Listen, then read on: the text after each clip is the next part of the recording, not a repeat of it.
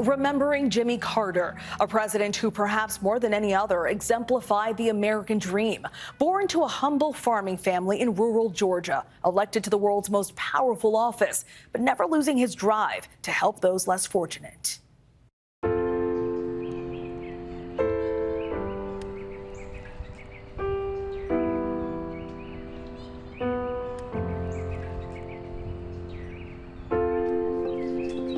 I'm perfectly at ease with my lifespan being in the hands of God.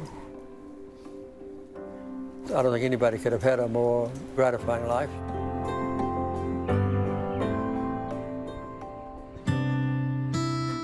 My family, the Carters, have lived in Georgia since about 1760. We've all been farmers. My generation, on my daddy's side, I'm the first one that ever finished high school. My name is Jimmy Carter, and I'm running for president. Without question, Jimmy Carter defied the odds in so many different ways. My grandfather is a small town guy. I think it's sort of fundamentally true of him that he comes from a 600-person town. He didn't have shoes until he went to school. He grew up, with the land, on the farm. James Earl Carter Sr. is a farmer. He grows peanuts and cotton, and Jimmy Carter, as a boy, sells boiled peanuts on the main street of Plains, Georgia. When I was 8 years old, if you'd asked me, what do you want to do when you grow up? Like a parrot, I would say, I want to go to Annapolis and be a naval officer. When he graduates from the Naval Academy, he marries the girl next door, Rosalind Smith, and she becomes Rosalind Carter. He actually, was primed to be an admiral in the Navy. He was on track to being something really big. But when my granddaddy passed away, he came home. He decided to come back to Plains and run his father's peanut business. Carter gives up this glamorous naval career, much to his wife's chagrin, in order to become the kind of humble peanut farmer that his father had been. But he gets really interested in politics, and his next step is running for the Georgia Senate. When he ran for governor of Georgia, many people thought he stood no chance. Even his wife questioned, do we really want to run for governor? And he did. I think when you heard Jimmy Carter, the governor, say in his inaugural address, I say to you quite frankly that the time for racial discrimination is over. he put Martin Luther King's picture up in the state capitol. But he thought he could do more, so he ran for president. My name's Jimmy Carter. I'm from Georgia. I hope to be your next president. How you doing? When it comes to presidential timing, Jimmy Carter, his timing was perfect. America was still exhausted from the Nixon years. And here comes Honest Abe, Jimmy Carter, the man who promised never to lie. By 272 electoral votes, 2 more than he needed, Jimmy Carter projected as the next president of the United States. People who remember the night that he won remember that image of him in this little town, in this remote place in the South. I told you I didn't intend to lose. With that huge 1,000-watt smile. Jimmy Carter, less than 24 hours away from the presidency, still carrying his bags, making a point of cleaning up his den and turning off electricity and water before leaving home. Jimmy Carter, this virtual unknown former governor from the state of Georgia, becomes our 39th president. Jimmy Carter was an engineer. He wanted to solve problems, and he set about trying to do that.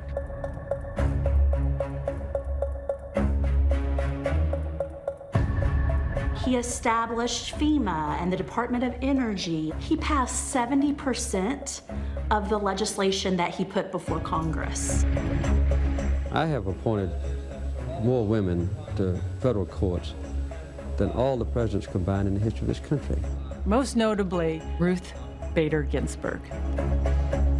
I think some of his greatest things are probably the environmental work that he did. Jimmy Carter points to a clean energy future by installing solar panels on the White House. He didn't just want to be president to be president. He wanted to be president to kind of save God's earth. And there's one historic achievement that seemed impossible at the time. The participants are now beginning to arrive for the opening tomorrow of the big Camp David summit.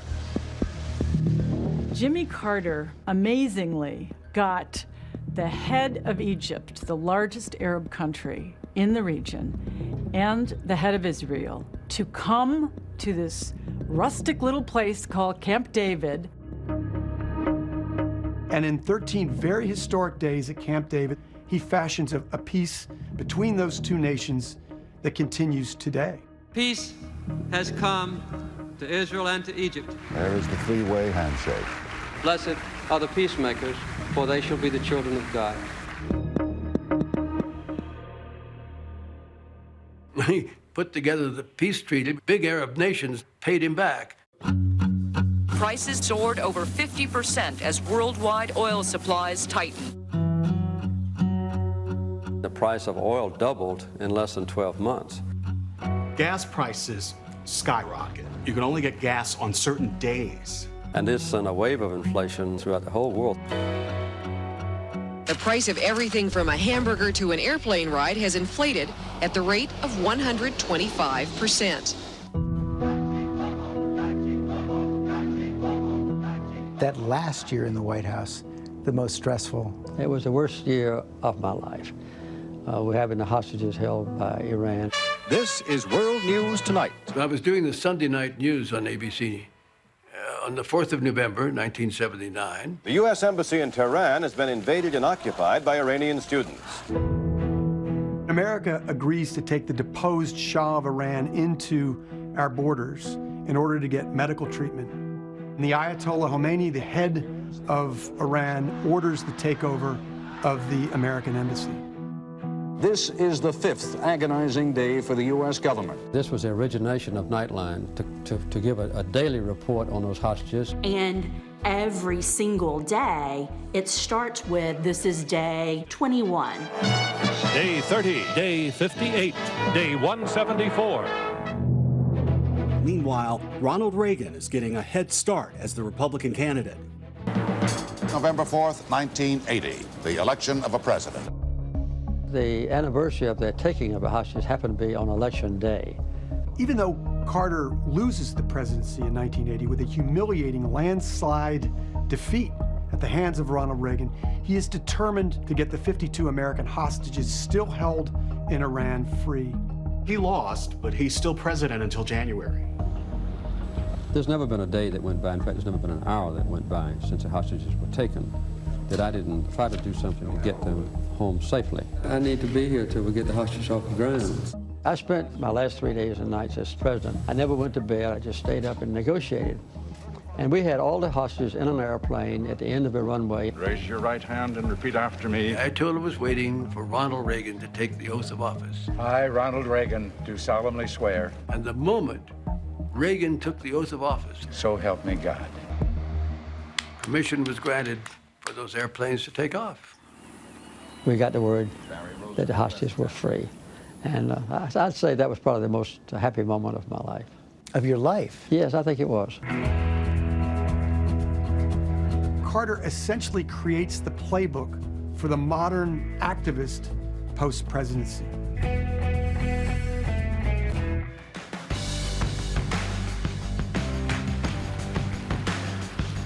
We decided to take on projects that no one else wanted to do. So you can call on us. The Carter Center began as my grandparents' life's work. And we actually go in to foreign countries in sometimes a quite dangerous circumstance, work with revolutionaries, work with the incumbent governments, hold elections to establish democracy, quite often in the middle of turmoil and violence. We began to address diseases around the world. They're the kind of diseases, a few of which I knew when I was a child in Georgia. The aftermath is very similar to polio. We turn now to former President Jimmy Carter. Carter gets brain cancer in 2015. It was metastasized melanoma. It had already gone into the blood and the liver. And I'm perfectly at ease with whatever comes. I do have deep religious faith, which I'm very grateful for. I was just completely at ease. Carter wins the Nobel Peace Prize in 2002. Got the Nobel Peace Prize, not for negotiating big peace agreements in olden days, but for the work we're doing in Africa. And it's been a very diverse life, exciting, challenging, unpredictable, adventurous. It has been a full life. I think it's fair to say of Jimmy Carter, he loved his wife, he loved his family, he loved his country, he loved planet Earth. President Carter wanted me to say something at his services whenever he passes on. So I've been thinking about it. There's a hymn, I keep so busy serving my Jesus, I ain't got time to die. When I asked Jimmy Carter what he was most proud of, the first thing he said was, I always told the truth. And then he started smiling. The Carter Center is one of the ways, and the people and the lives that it touches are one of the ways that he's going to be here forever. I think Uncle Jimmy would want us to remember that he was true to himself. He was true to himself. From the bottom of my heart, I want to express to you the gratitude I feel. Thank you, fellow citizens, and farewell. For more about the legacy of Jimmy Carter, make sure to watch Jimmy Carter: A Full Life, a special edition of 2020, now streaming on Hulu.